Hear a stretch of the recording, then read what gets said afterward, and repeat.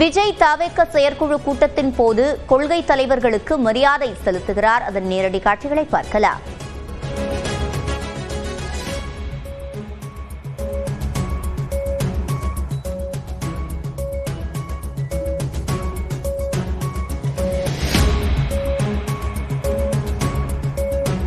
சென்னை பனையூரில் தற்போது தவிக கொள்கை தலைவர்களின் சிலைகளுக்கு விஜய் மரியாதை செலுத்தும் அந்த காட்சிகளை பார்த்துக் கொண்டிருக்கிறோம். இது தொடர்பான கூடுதல் விவரங்களை செய்தியாளர் செந்தில்ராஜாவிடம் கேட்கலாம். செந்தில்ராஜா, விவரங்கள்.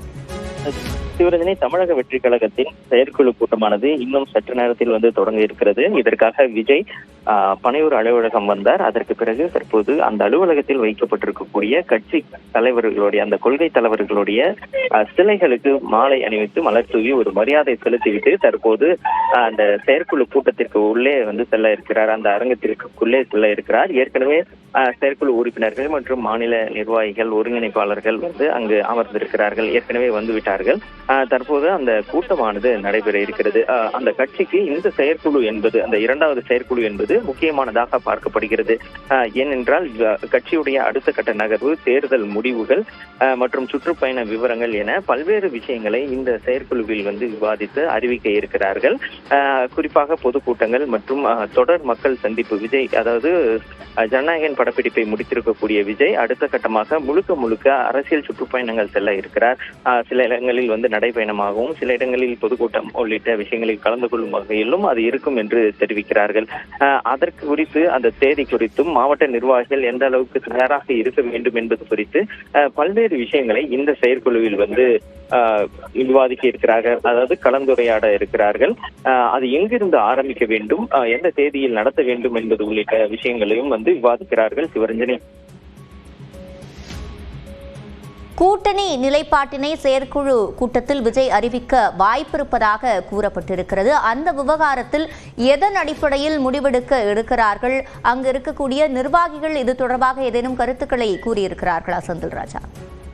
சிவராஜனை, தற்போது தமிழக வெற்றி கழகம் அவர்களுடைய அந்த சட்டமன்ற தேர்தலில், 2026 ஆண்டு நடைபெற இருக்கக்கூடிய அந்த சட்டமன்ற தேர்தலில் எந்த வகையில் போட்டியிடப் போகிறது? தனித்து போட்டியிடப் போகிறதா? கூட்டணி அமைத்து போட்டியிடப் போகிறதா? அப்படி கூட்டணி அமைத்தால் யாருடன் கூட்டணி என்ற பல்வேறு கேள்விகள் எழுந்திருக்கின்றன. இருந்தாலும் கடந்த சில நாட்களாக, சில வாரங்களாக என்டிஏ கூட்டணியில் தவிக இடம்பெறும், அதற்கான பேச்சுவார்த்தைகள் நடைபெற்று வருகிறது. மூத்த தலைவர்கள் அதற்கான பேச்சுவார்த்தைகளை நடத்தி வருகிறார்கள் என்றெல்லாம் செய்தி வெளியாகி வந்தது. ஆனால் தமிழக வெற்றி கழகத்தை பொறுத்தவரை தன்னுடைய அரசியல் எதிரி மற்றும் கொள்கை எதிரி ஆகிய இரண்டு கட்சிகளிலும் அவர்களுடைய தலைமையிலோ அவர்கள் இடம்பெறக்கூடிய கூட்டணியிலோ தாங்கள் இருக்கக்கூடாது என்பதில் உறுதியாக இருப்பதாக தெரிகிறது. விஜய் தன்னுடைய கொள்கை எதிரியாக பாஜகவை அறிவித்திருக்கிறார். அதே போல அரசியல் எதிரியாக திமுகவை அறிவித்திருக்கிறார். எனவே இந்த இரண்டு கட்சிகள் இருக்கக்கூடிய கூட்டணியில் தங்களுடைய கட்சி இருக்காது என்பதில் அவர் உறுதியாக இருப்பதாகவும், இது போன்ற தகவல்கள் ஏற்கனவே என்டிஏ கூட்டணியில் விஜய் இடம்பெறப் போகிறார் என்று தகவல்கள் வெளியான நிலையில் அதிகாரப்பூர்வமாக கட்சி தரப்பில் இருந்து மறுப்பு தெரிவிக்காமல் இருந்தார்கள். இந்த நிலையில்தான் தற்போது விஜய் அதற்காக ஒரு முற்றுப்புள்ளி வைக்கும் விதமாக இன்று அந்த கூட்டணி குறித்த நிலைப்பாடை அவர் அறிவிக்க இருக்கிறார் என்று கூறுகிறார்கள். சிவரஞ்சனி. செந்தில்ராஜா, தற்போது இருக்கக்கூடிய அரசியல் சூழலில் தவிகவிற்கு உகந்தது எதுவாக இருக்கும் என்று வல்லுநர்கள் தரப்பில் கூறப்படுகிறது? சிவரஞ்சனி, ஏற்கனவே பல விமர்சகர்கள், அதாவது அரசியல் விமர்சகர்கள் கூறுவது என்னவாக இருக்கிறது என்றால், விஜய் தனித்து போட்டியிட வேண்டும் என்று ஒரு தரப்பினர் கூறுகிறார்கள். ஏனென்றால் அவருடைய செந்தில்ராஜா, நீங்க இணைப்பிலேயே காத்திருங்க. தற்போது தவிகவின் செயற்குழு கூட்டம் தொடங்கி இருக்கிறது. அது தொடர்பான காட்சிகளை பார்த்து நிறைவேற்றும் வகையில் தொடர்ந்து பாடுபடுவேன்.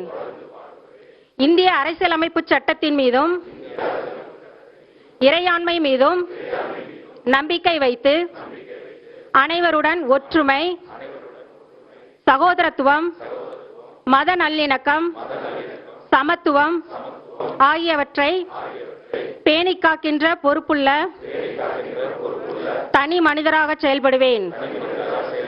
மக்களாட்சி, மதச்சார்பின்மை, சமூக நீதி பாதையில் பயணித்து என்றும் மக்கள் நலச் சேவகராக கடமையாற்றுவேன் என உறுதியளிக்கின்றேன். சாதி, மதம், பாலினம், பிறந்த இடம் ஆகியவற்றின் பெயரில் உள்ள வேற்றுமைகளை கலந்து மக்களிடையே விழிப்புணர்வை ஏற்படுத்தி அனைவருக்கும் சம வாய்ப்பு சம உரிமை கிடைக்க பாடுபடுவேன். பிறப்புக்கும் எல்லா உயிர்க்கும் என்ற சமத்துவ கொள்கையை கடைபிடிப்பேன் என்று உளமாற உறுதி கூறுகின்றேன்.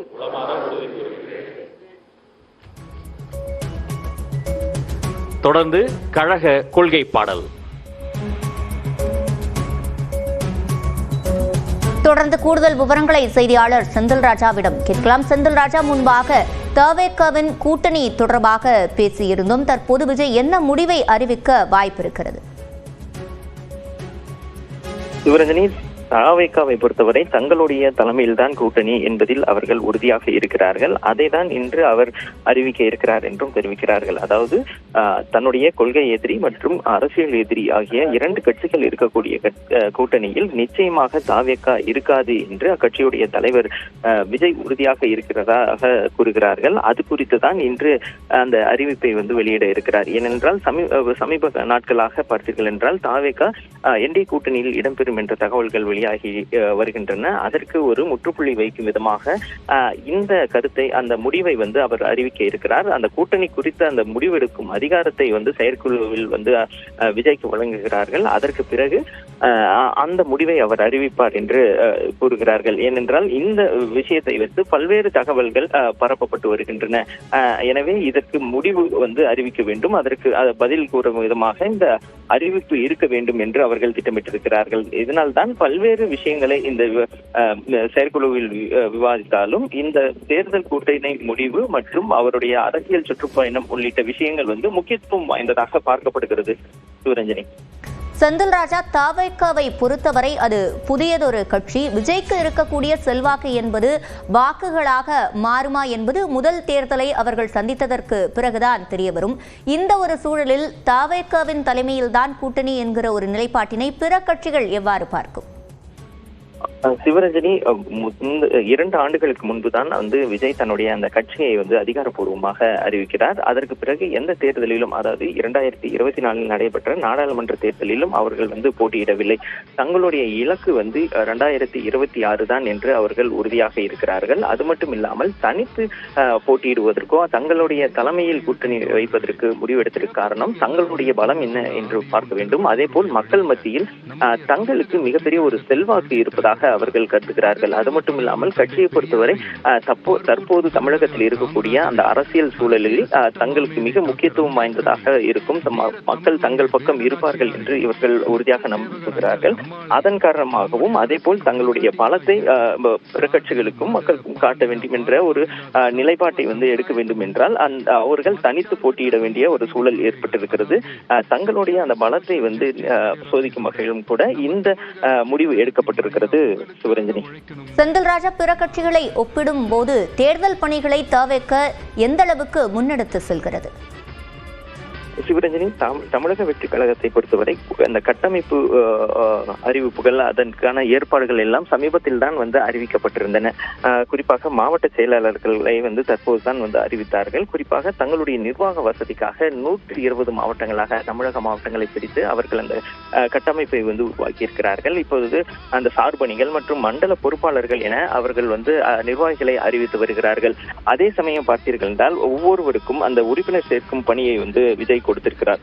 ஏற்கனவே முதல் கட்டம் தேர்தலுக்கு முன்பு நடைபெற்று முடிந்தது. அதில் இதுவரை 1,10,00,000 உறுப்பினர்கள் தங்களுடைய கட்சியில் இணைந்திருக்கிறார்கள், உறுப்பினராக இணைந்திருக்கிறார்கள். 2வது கட்டமாக பார்த்தீர்கள் என்றால் 2 கோடி குடும்பங்கள் 2 கோடி உறுப்பினர்கள் என்ற இலக்கை எட்ட வேண்டும் என்று விஜய் கூறியிருந்தார்.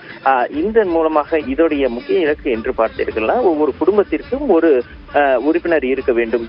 தமிழகத்தில் 2 கோடிக்கும் அதிகமான குடும்பங்கள் இருக்கின்றன. அந்த குடும்பங்களில் இருந்து ஒரு உறுப்பினர்களை கட்சிக்கு கொண்டு வந்தால் அந்த ஓட்டு தங்களுக்கு வரும். அதன் மூலமாக இன்னும் தங்களுடைய அந்த வாக்கு சதவீதம் அதிகரிக்கும் என்று அவர்கள் எண்ணுகிறார்கள். அது மட்டும் இல்லாமல் வேலைகள் பார்த்தீர்கள் என்றால் தேர்தலை சந்திக்க மக்களை சந்தித்து மக்கள் தங்களுடைய கொள்கையை மக்களிடம் கொண்டு போய் அதன் மூலமாக அந்த செல்வாக்கை பெருக்கி அதை கட்சியின் பலமாக மாற்ற வேண்டும் என்றும் உத்தரவிடப்பட்டிருக்கிறது. மேற்கொள்ளப்பட்டிருக்கிறது.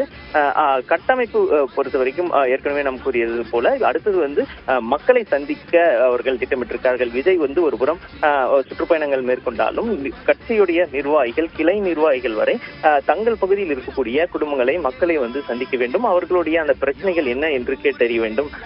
இது போன்ற பல்வேறு விஷயங்களில் கவனம் செலுத்தி வந்தால் தங்களுக்கு வாக்காக அது மாறும் என்று அவர்கள் எதிர்பார்க்கிறார்கள். சிவரஞ்சனி.